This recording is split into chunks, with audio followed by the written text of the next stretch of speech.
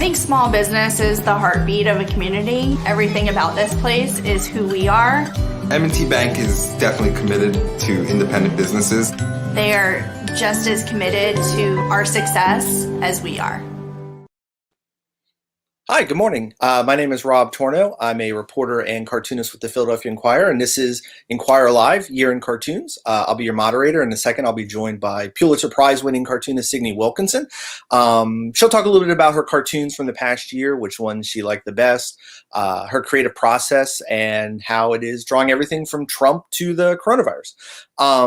If you're on the Inquirer website, you can submit your questions below. I can ask Signe after the event is over.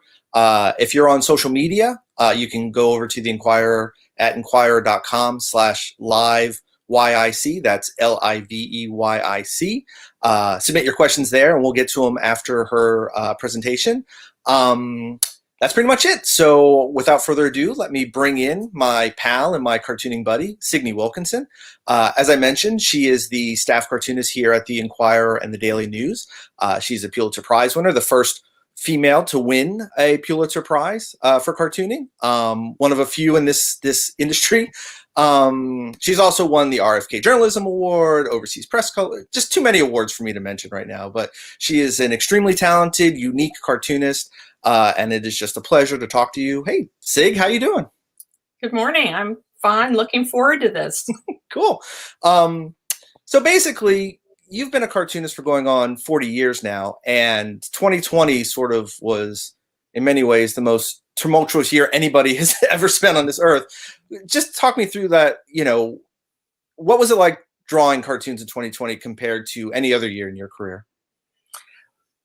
2020 started out kind of calm and normal. There was a mummer's kerfuffle about blackface, and so that was normal. And then we had gun violence, and that was normal. And then all of a sudden, Corona hit. And as everybody here knows, it was just like a tsunami had hit. It just came, and nobody knew it was coming. And then, of course, we had the George Floyd and Black Lives Matter protests that followed, much unrest in Philadelphia. And, oh, by the way, a huge election, which for a while people almost forgot was happening. Right. And then in the final months of or the fall months, we had both Corona and the election going full steam. So it was just like bang, bang, bang, bang. There were lots of other issues, actually. I mean, I was very interested in the Facebook issue. There was all the homeless issue in Philadelphia. And yet these really major things were what people were really caring about and affected by. So that's what I did a lot of cartoons about. So it was a very unusual year.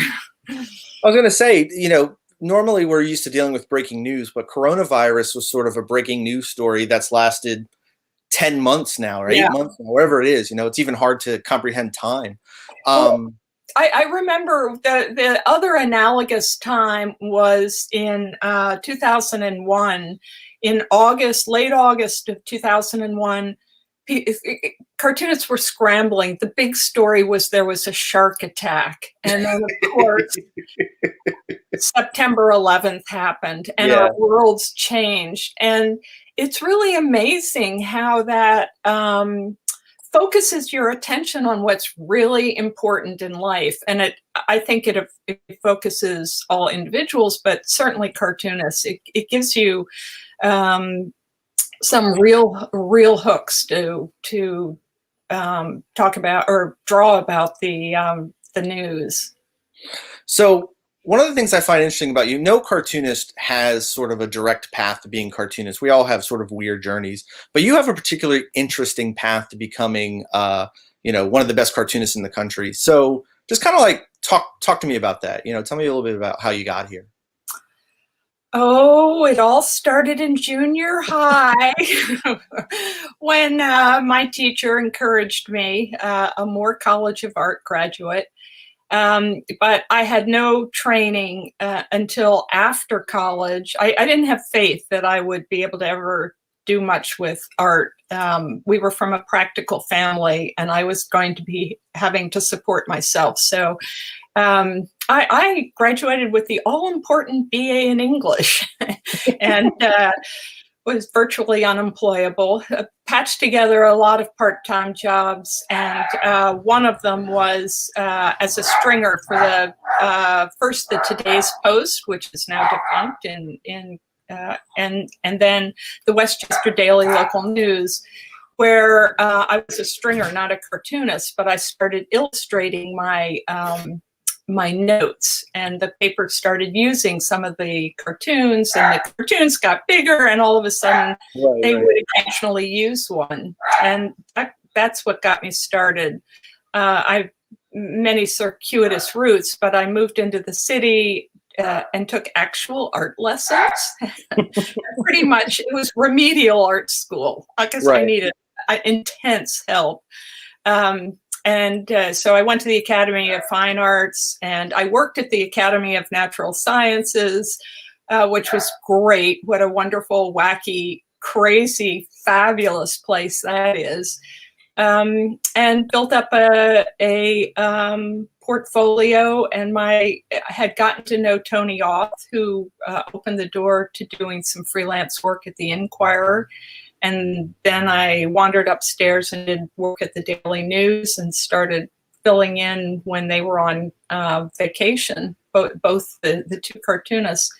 And eventually I started applying and getting rejected from jobs, but finally got one in San Jose, California, which I have to say, I've always wished that I could just send our city council to the Silicon Valley for a week and just let them see what it's like to be in a growing, dynamic, optimistic, welcoming place. I mean, it was, even then, Apple computer was getting started.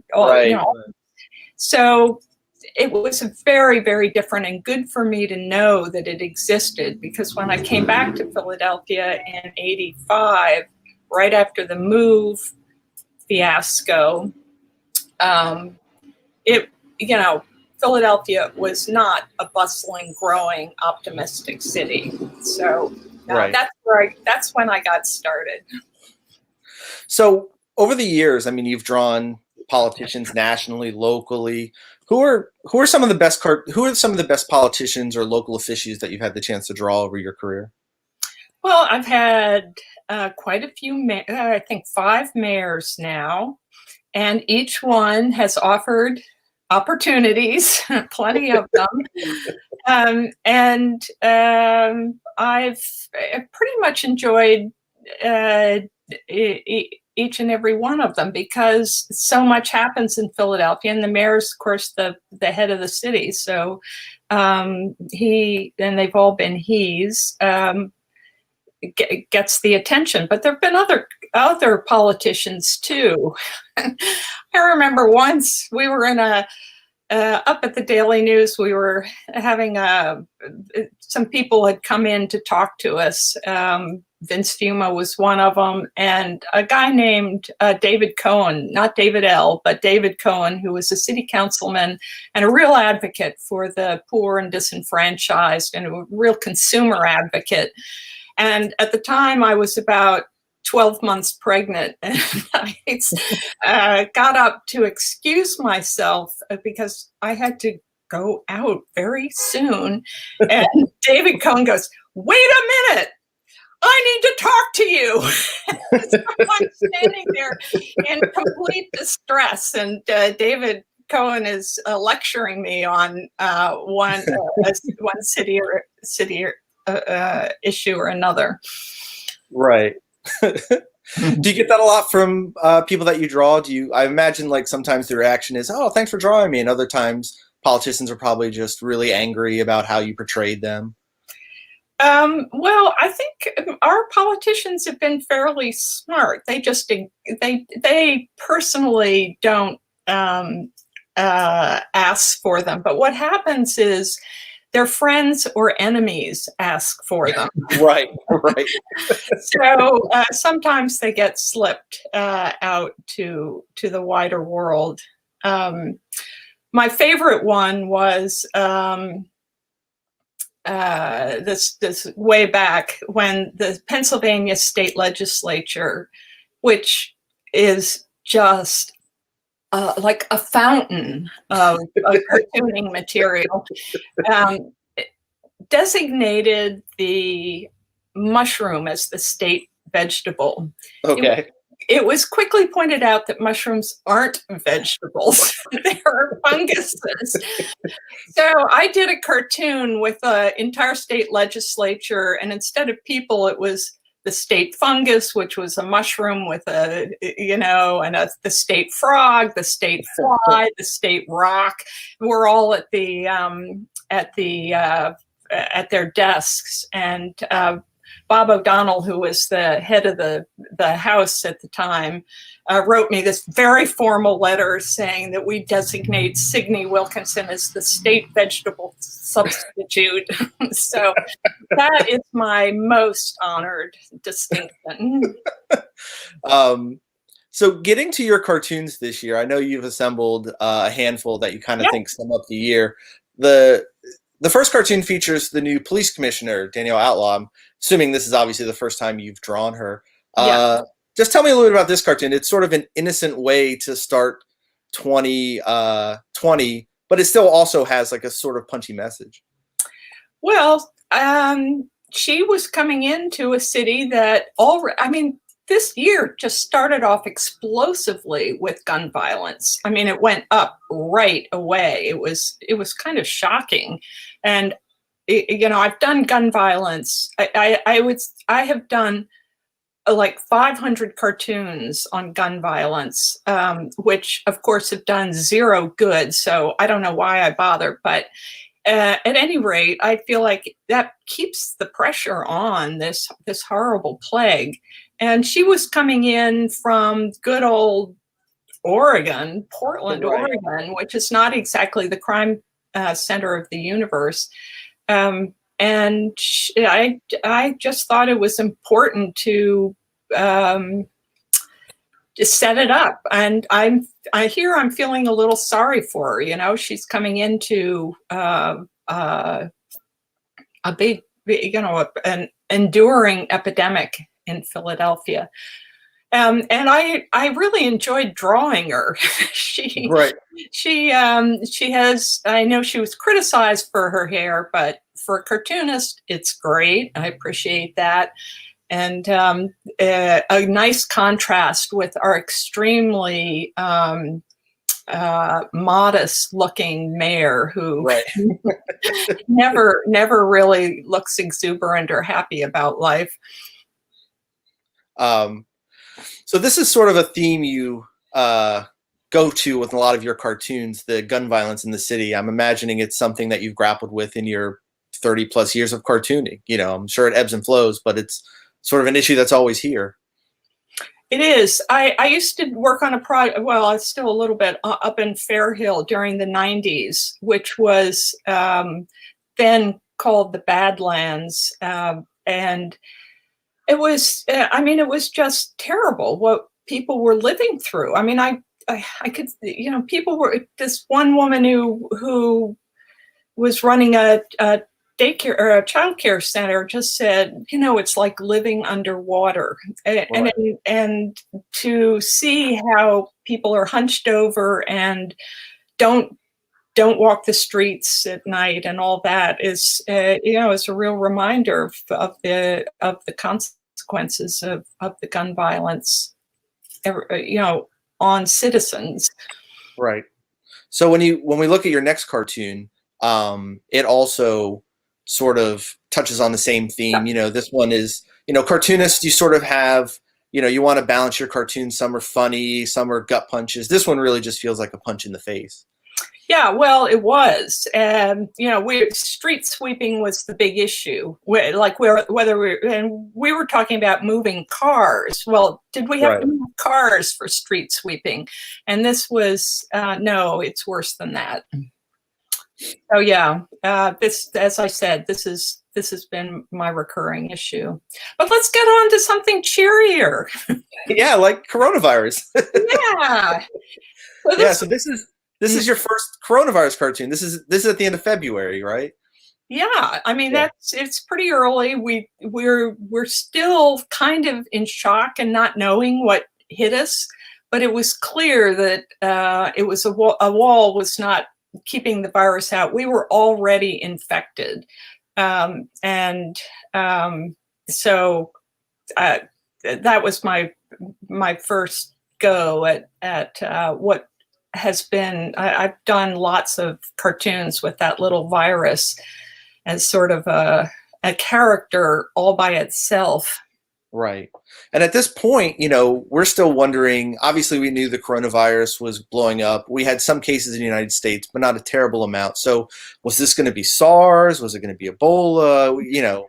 Yeah, it's fun it's weird looking back at it, knowing where we are now and seeing sort of, we knew so little at this point, other than, The right, shutdowns were starting to happen. So right, right. we kind of knew it was pretty bad.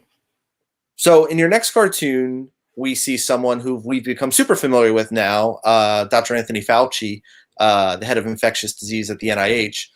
But here, I'm imagining this is probably the first time you even drew him, or most of us were even sort of beginning to learn who he was. Yeah, who was Dr. Anthony Fauci?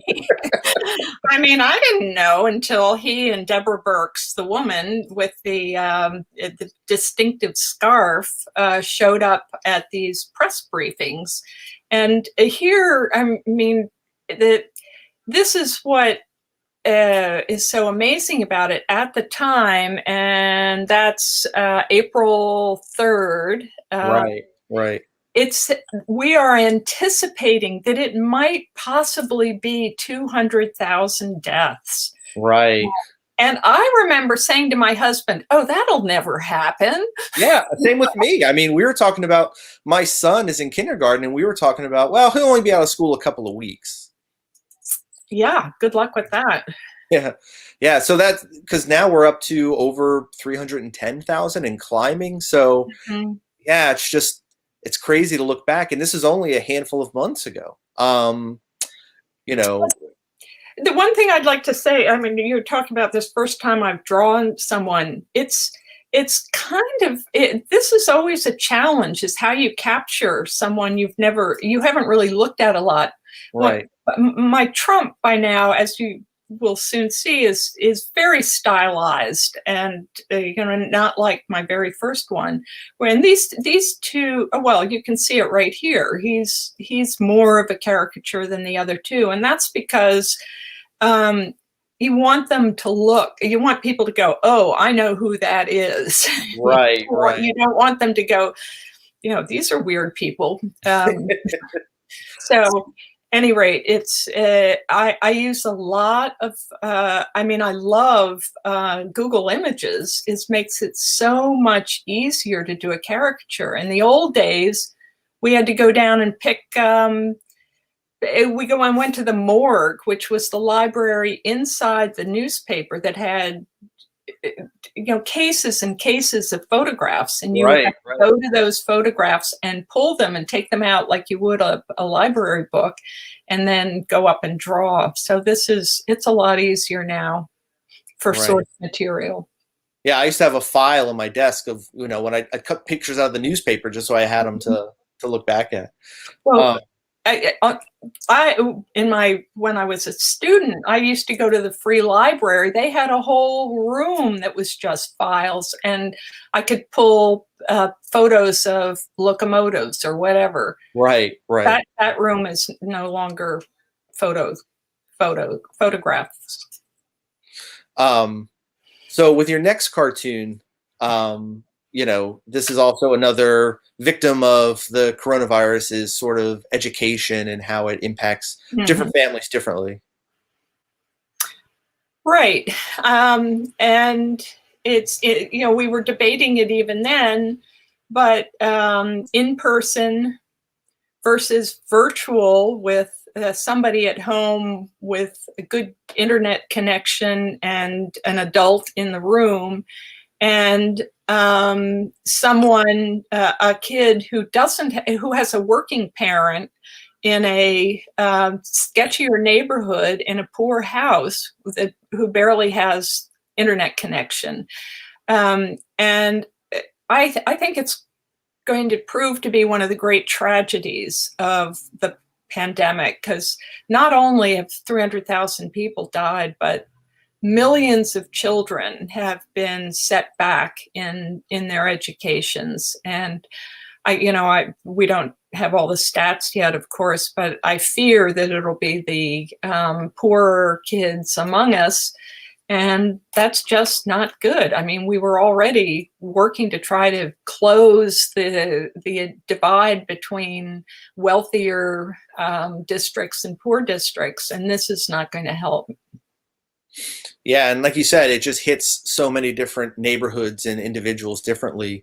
And people think you just put a kid on a computer, you're good to go. But even among those classes, different kids respond differently. My kid struggles when they're doing anything other than drawing. Where did you get that? So yeah, it's a tough issue that's still ongoing, right? These kids are still not in school in many places, including Philadelphia. But even rich kids, I mean, with the snow day, there were kids, the kids who were interviewed were going, "I'm so happy to get out of the house." Right. So with your next cartoon, we're still, again, grappling with the coronavirus, but this is a different perspective, in terms of the economic impact of this pandemic. Well, again, this is, let's see, it's May, and jobs, I mean, these people lost their jobs. If you look at the graphs, it just went, plummeted straight down. It's coming back up now, but still, obviously, especially for small businesses, it's been devastating. And I'm as sympathetic with somebody who has been running a little business and gets the doors shut as I am with the people who are actually sick, because it's that's their livelihood. They need that, like they need air to breathe, which is obviously the point of this cartoon. Yeah, and it's such a challenge because we've had such a disparate approach, every state doing something different. In some cases, Philadelphia doing different things in Pennsylvania, that, it's really the coronavirus that's shutting these businesses down. The mandates, like I remember seeing traffic data where people stopped driving before anybody told them, hey, you got to stay in your house, right? It's one of the challenges of this is people are scared, and you have to try and help that. I have to say, the first time I drove on the expressway during the coronavirus, it was like, this is nirvana. There's no one on the road. It's like that episode of Seinfeld where, there are lanes driving through the lanes, right? Yeah. There's nobody on. But of course, we thought coronavirus was happening. And then we had, George Floyd, and all of a sudden, right. It was a whole new, as you say, this was an event that in any other year would be the absolutely most important. And for a while, it really was. So I did several cartoons about it, but this one I tried just to do something that wasn't off any specific event or protest or whatever, but just the the magnitude of the effect, especially on Black Americans, not just in any one city, but throughout the country. It was overwhelming, and so. I used the Statue of Liberty as my go-to figure. I try to use the Statue of Liberty more than Uncle Sam, frankly. She's just more sympathetic. And for this in particular, you wouldn't want them in Uncle Sam's lap. Right. There's a lot more empathy coming from her. And this seems like a particularly powerful image. What was the reaction you got from this cartoon? It went around a lot. I mean, you know, it was liked for whatever good that is. But, you know, I didn't hear anything specific about it. Yeah. I mean, the people who were writing were writing about the empathy of the situation and whatnot. So and a lot of my letters always start, well, you know, if the police, you know, if the police, you know, one policeman gets shot and we have all this, or shoots a black person, but you know, what about all the other shootings? And as you've seen, I don't ignore them either. Right. So continuing on with the George Floyd's murder in the next cartoon, you know, this was an incident that happened in Philadelphia. The police used tear gas on protesters who had made it onto 676, and it became a huge issue in the city because, you know, as we started to investigate it, it didn't seem like the protests warranted such a reaction. So just kind of take me through how you came up with this cartoon. Well, they not only tear gassed protesters, but journalists who were there as well, and our colleagues, you know, so people we knew, and also people standers by, and you know, if you're going to use tear gas, just fess up to it. Say we had to. You know, they were on Route 76 blocking traffic. It was dangerous. If anybody had an emergency vehicle had to get through, they could have just been forthright about it and said we'll do better next time or whatever. But instead, they sort of oh, I didn't give the order. No, he gave the order. Somebody else gave the order. And that it just was like, you know, the protesters knew what they wanted. Say what you want, you know, be clear with the people on the street. Right. And to your point earlier, you know, this is Outlaw's first major thing. It's happening within her first year, you know, amidst coronavirus. You know, they had so much stuff going on. But so continuing on with this whole unfounding thing, because again, this became such a huge issue. In your next cartoon, you have a different perspective. I imagine it's because you live in the city. So just kind of give me the background on this one. Well, the protests went on for quite a while before they turned more violent. And I live in Center City, so the night that that the Center City got hit, and then 52nd Street, I just walked in at like, I'm sorry, don't tell the mayor, but I broke curfew to go in and see what was happening. And you know, it was like I can't. You know, the kids running through with bags from the shoe stores, and old people, you know, with stuff under their arms. And it wasn't just, I mean, people say, oh, it's all the black. No, it was all sorts of people had been helping themselves. And then while I'm watching a fire truck comes, and because 2 buildings were burning down on Walnut Street, which is the heart of the city. So I saw just the start of the water getting, it was just kind of a hellscape of confusion. And then the next morning, I went out at 6:30 in the morning to see it by daylight, and you know, there were still people just driving up, getting out of their cars, scooping up whatever they could off the sidewalk, getting in their cars and going away with their kids in the back seat. Right, right.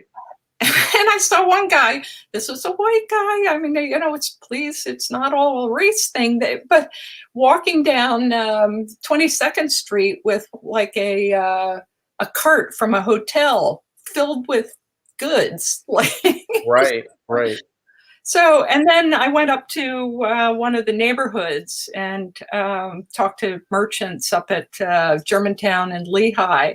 And they'd been hit really hard too. It wasn't a big deal in the papers because 52nd Street, you know, really got the works. But they had a dozen stores hit. A couple of them were burned out. You know, and people came in the middle. The shopkeepers had to come in the middle of the night and try to protect their buildings. You know, they felt like they didn't have police protection. Right. So, you know, it was not minor. Right. Yeah. And in the background, of course, we had coronavirus. So everyone was like in their houses. They were still being protected. And this sort of unleashed everybody right onto the city, both protesters, looters, bad actors, you name it. It seemed like just this explosion had happened. Oh, it was really, really, yeah, it really felt like the city was spinning out of control. Right, right. And then to your next cartoon, speaking of, you know, fires and out of control, you know, the election. Right. Yeah. But even in that moment, you know, you had President Trump, who wasn't necessarily trying to downplay the violence or bring people together. Right. You know, so this sort of dovetails right into the election with everything. So, yeah. Well, this was because of by then the protests in Portland had really gotten going. Right, right. He was, you know, he was going to send troops, and he was essentially bucking up the counter protesters and sort of egging them on to go and take care of, you know, manhandle the Black Lives Matter protesters. And so it was not like somebody who was trying to help bring things under control. It was someone fanning the flames. And I you know, things went wrong in Philadelphia, definitely. But, you know, the city wasn't trying to put an accelerant on what was happening. So, yeah, this was, yeah, you're right. Yeah, well, no, the image itself just kind of tells the story, right? Sadly, this could be any time within the past 4 years. Yeah. So talk to me a little bit about your Trump. You know, cartoonists, we all sort of have our ways of capturing people, and it sort of develops over time. You know, in a way, they become almost their own characters. Mm-hmm.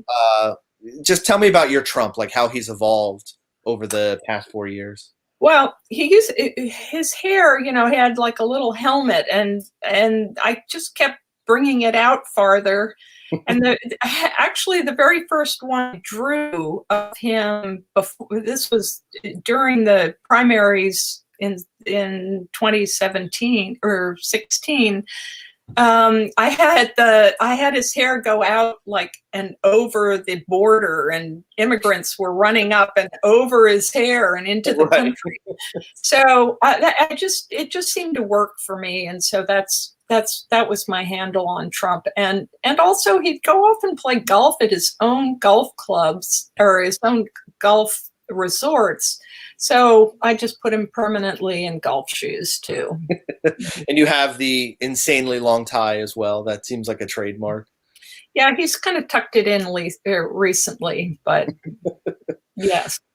So the flip of this cartoon, your next one, has him still sort of fanning the flames, but now you have Biden. This is what, September, when he won the nomination, I guess. Right. Yeah. Yeah, I mean, that was the hope with Biden, that he would calm things down. Instead of throwing gas on the fire, he would try to tamp it down. And basically, he has kept a very calm approach throughout the election and even all the controversy. Although Karl Rove yesterday in a column said, well, he was being nasty on Monday night when he was attacking saying the president wasn't helping. But even Karl Rove said that he had been very moderate and calm and helpful in most of his remarks, and that was what the country needed. I mean, oh yes, we lowering the temperature would be a great start. It's not the end, but I think before we can get on with other things, it would help. So from a cartoonist perspective, I see a lot of reporting about journalists and cable news networks that are going to be sad that Trump is leaving because regardless of what you think about him, the circus keeps people entertained. I remember this kind of talk when Obama became president. How are people going to satire him? What do you think of Biden, in terms of a target potentially for cartoons? Do you find him particularly hard to draw? Do you think it's going to be calmer than the Trump years? Just sort of at the onset, what do you kind of think about it? Well, he's harder to draw. I have to say the nightmare for a cartoonist is a pale, white-haired, white guy. I mean, with no big features. Right. He's got very regular features, and he's got a big grin, which a lot of people are doing. But I'm going to have to make my peace with that and hope that Kamala gets lots of airtime so I can draw her. Yeah, have you drawn her? Do you like drawing? Yes. I didn't have time to include one of her, but I have, if anyone wants to look it up, right after the election was finalized, I did one of the suffragists handing, again, the light of liberty, from, this is the 100th anniversary of the 19th Amendment, women's right to vote. So the suffragists were handing her the lamp of liberty. So with the next cartoon, kind of segues into that because this is obviously your cartoon after former Supreme Court Justice Ruth Bader Ginsburg died. Talk me through this because this happened. This is like a cartoonist nightmare. This happened like late Friday night, if I remember correctly. Right. We were just finishing a family dinner, and my daughter on her cell phone goes, "Ruth Bader Ginsburg just died," and I have to say, it really hit me. I mean, I just felt like I slumped over. Because, again, this has been such an intense year. I mean, we're intense. And then she dies, and she was a pretty big icon in our world. And I knew right away I needed to do a cartoon, even though it was Friday night. And, it's like, my brain, I was flipping through images. No. Yeah. And this one just hit. And I went home, drew it, and posted it around 11 o'clock at night. And the next morning, my terrific staff at the paper also was on the job. And my editor, Sandy Shea, wrote an editorial, and Erica Palin, who keeps us all in line and everything moving, thank God, helped me get this up. And I think it was posted by like about 1 p.m, Saturday afternoon, on our website. And then it ran. It was too late for the newspaper, but it ran, the Sunday paper, but it ran on Monday. And this was a very, very, very popular cartoon. The only difference between Friday night and the Saturday morning was that, again, I added the Statue of Liberty as the first person. The one thing I wanted to point out, people might not notice, but you are the master at just representing people in your cartoons. A lot of cartoonists aren't as adept at it. It seems like a particular focus of yours. For instance, you have a disabled woman, you have Statue of Liberty, as you said, many races appear in your cartoons. Is that something that you just strive to do? Is it something that's just innately important to you as a cartoonist? Absolutely. When I first got started, there was an old trope of the taxpayer in a barrel, the naked taxpayer. Mhm. Yeah. Or naked taxpayer, always a guy, didn't have a shirt, just a tie. Right. And it was to say taxes are too high. And the first time I used it, there were two figures in barrels, and one was a white woman and one was a black woman. And that was way in the 80s. And I just think it's always been important to say we're all in this together. And Right. you too can be cartooned. Right. Right. Everybody can be in cartoon. Yeah. Um, So let's get so we have some time for questions. Well, let's finish up here. yeah. So let's go to your next cartoon, which, this is, I'm assuming this is the recent decisions on Trump in the Supreme Court and other courts about the election. Right. Yeah, this was after the Supreme Court backed the Pennsylvania legislature's move to deny Trump a hearing on his accusation that of voter fraud. And it wasn't just Pennsylvania. Eventually, it's been all over Georgia, Wisconsin, et cetera, et cetera. And the judiciary, we were worried about the independence of the judiciary, but they have been, held fast, stayed calm, and hats off to them. Yeah, even Trump's own appointees, right? Right. Right. Yeah. So the next cartoon, Is the last, I think. the last cartoon. Gosh, it's 2020 flies. This is actually from the spring, early in this was also March of 2020. And,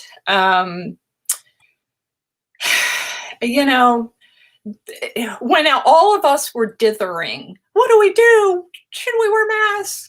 Or am I afraid of everybody? Right. Who's got it? Does Rob have it? Can I talk to him? These people suited up, not even knowing what they were suiting up for. It was like going into the burning towers. They didn't know what was in there.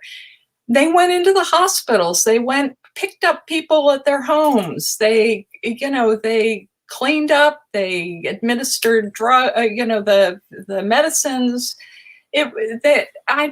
I can't say enough how inspiring they were, and I think they were the antidote to Donald Trump. They were the ones who showed what honor, courage, dedication, citizenship really meant. So I did this cartoon and sold prints of it for some COVID relief. And I just want to say I'm still in admiration of every single one of them. And Sunday's cartoon is going to be another one on it as well. Yeah, it sort of bookends 2020 because they're still out there, right? Coronavirus cases in Pennsylvania are higher than they've ever been. More deaths, more people in hospitals. They're the ones really dealing with this onslaught as much as everybody else is. They're dealing with it on a daily basis. So yeah, this cartoon could run at any time over the last 7 months, and I'm sadly think it will be pressing it next year as well. So, so that's your last cartoon of 2020. How is it reliving the year for you, Sig? Well, glad it's almost over. But let's see what let's see what the readers have to say. So the first question comes from a reader about cancel culture. How has thinking about cartooning and satire changed over the years for you? It seems like cancel culture has become a way of life for Americans, and it would be tough to cartoon without getting in trouble. So what are your thoughts on that? I say that's true. Yeah. If the fact checker, yes, it's true. I think it's very, very easy to get to slip one way or the other. And as we've seen, it's sometimes merciless what happens to people who have tried to express an opinion and something was unintentionally even offensive in it. I personally am a free speech absolutist. I Okay. don't believe that I don't believe there are safe spaces that, Right. you should protect people from anything that they might find hurtful, because if everybody got to do that, the newspapers would be empty. You wouldn't print anything. I personally am not going to do that. I'm not just going to go attack people for no particular reason or complain about Right. something for but if something happens, I want the freedom to be able to cartoon about it. And what we need is more cartoonists, so that, Right. if you disagree, I mean, there's room for cartoons on from all perspectives. So yeah, I think we'll get over it. Everybody's pretty sensitive this year. Yeah. But at the bottom of a lot of it are real concerns. I mean, on racism, on inequality, on bad schools. All these things are really, really important. So it's good that people are raising them, and raising them vigorously. How do you judge? This is another question from a reader. How do you judge if a cartoon was successful or not? Well, that's an interesting. Different cartoons are successful for different reasons. Like the troops, the healthcare was really super successful. Because people responded to it in a very emotional way, because everybody knows someone who's either sick or who's a healthcare worker. And so that was successful. That was not an attack cartoon. That was a booster cartoon in certain ways. But other cartoons, which especially on specific city issues, are successful. Not the person that it's about won't necessarily call me, but the people who are involved but don't want their names on record, they'll let me know that they really liked it, and it made a difference. That it pushed something along. And then of course there are the general cartoons, like sticking up for anti-racist stuff, that are just,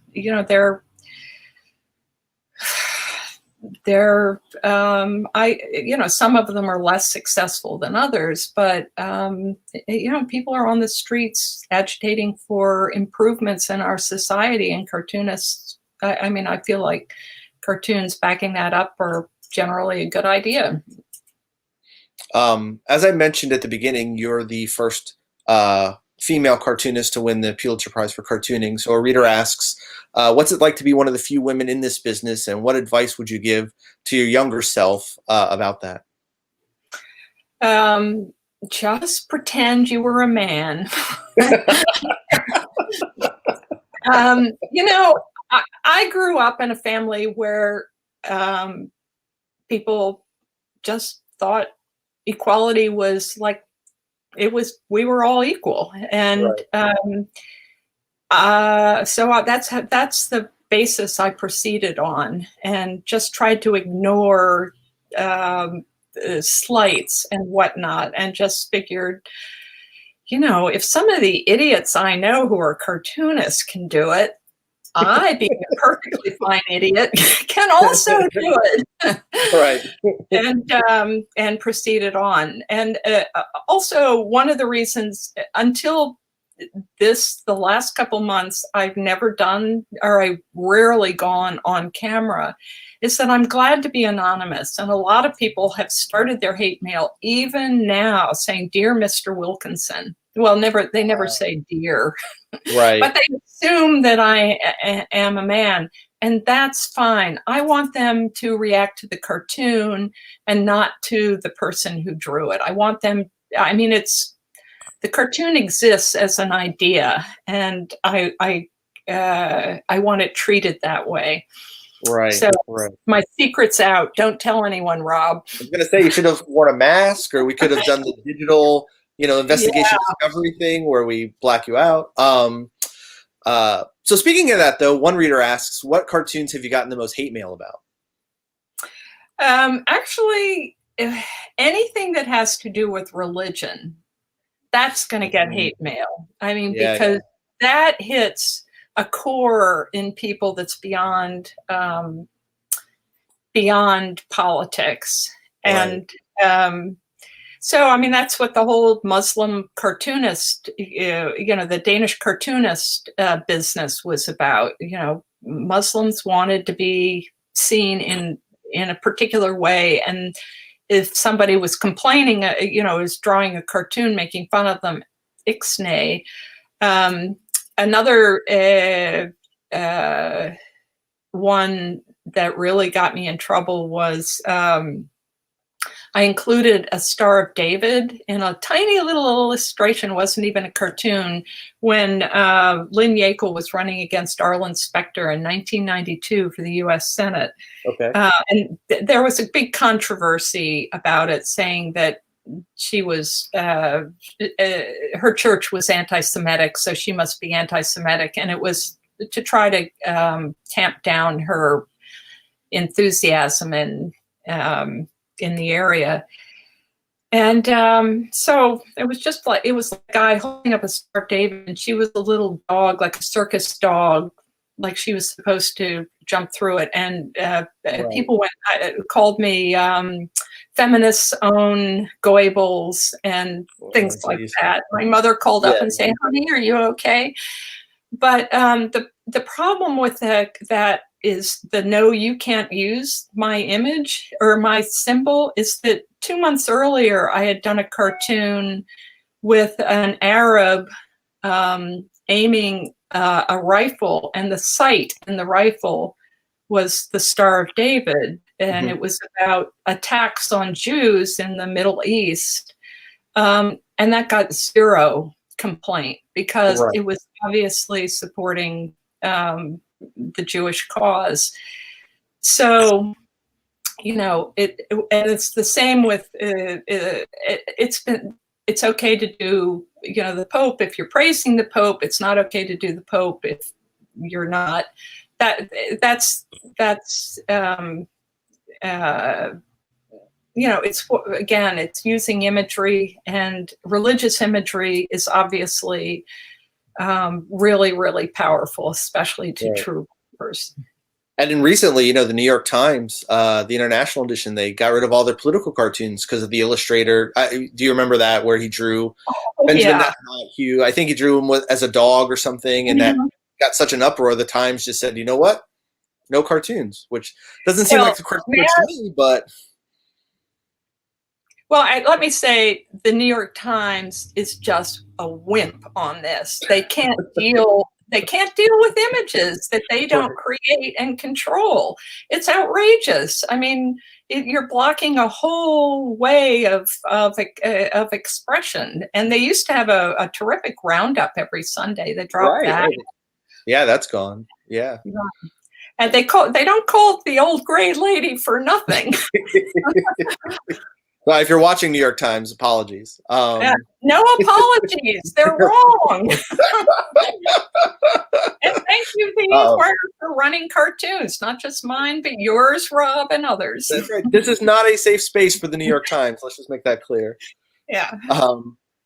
So one reader asked, you kind of touched on this when you talked about the aftermath of the George Floyd protests here in Philly, but when you're cartooning about local issues, you're able to go out and sort of do reporting on them or talk to people in the community to inform your cartoons. How do you approach national issues where I imagine you're depending on sort of reports in general?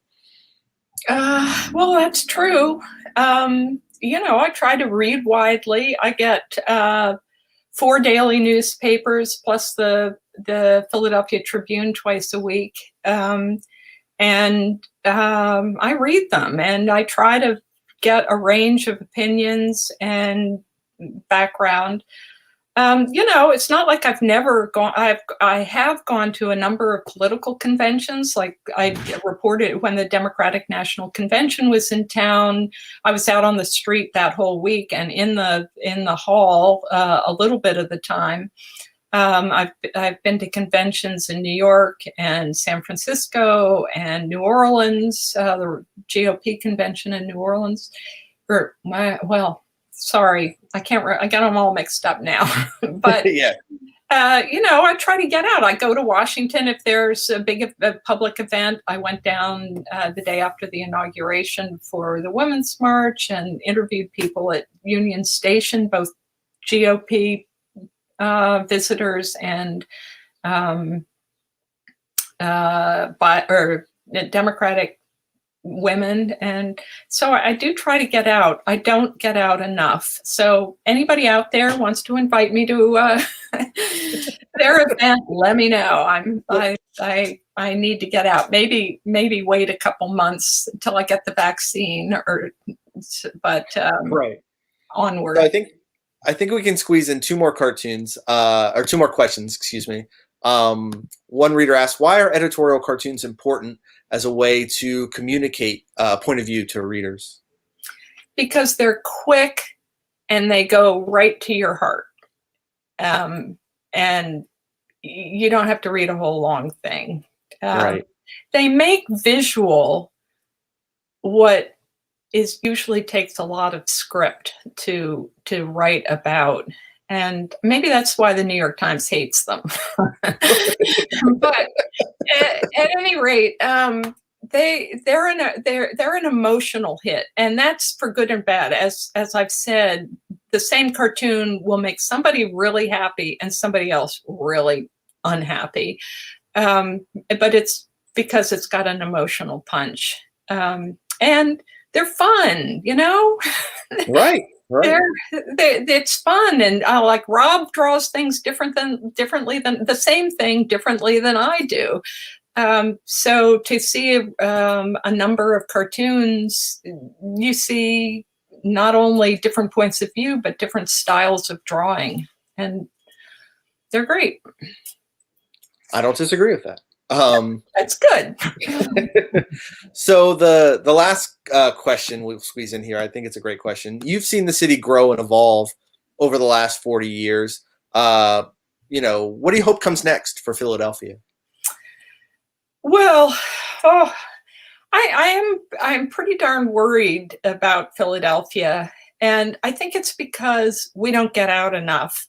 If I could do anything, I would take city council on a bus trip out to the King of Prussia area, up 422, and just look at the number of campuses, business campuses that are out there with hundreds and hundreds of people working in every single one of them. And Right. then out 202, past Vanguard and all the pharma companies, and to Exton. They're building a downtown in Exton, PA.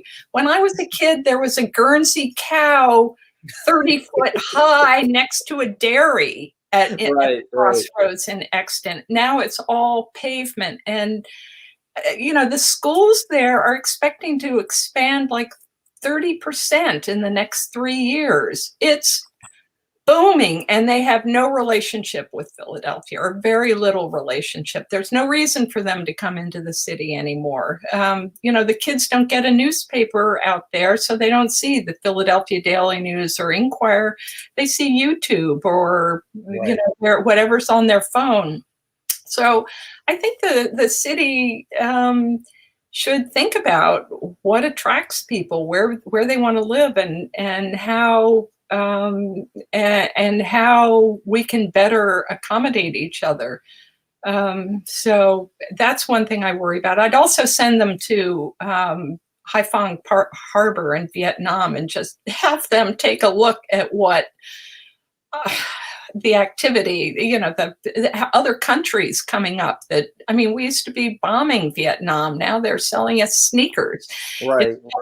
We're booming, and I think we have very, very low a real, we're not ambitious enough, I think, to think that we could play in those leagues. But we need to open ourselves up and make it easier and more attractive for people to come and live here. And for our people who are already here to get jobs and have a path out of poverty.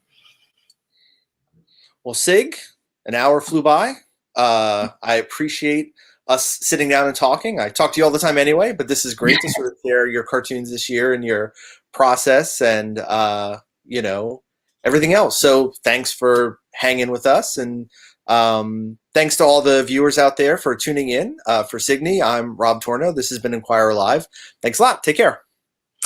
Thank you.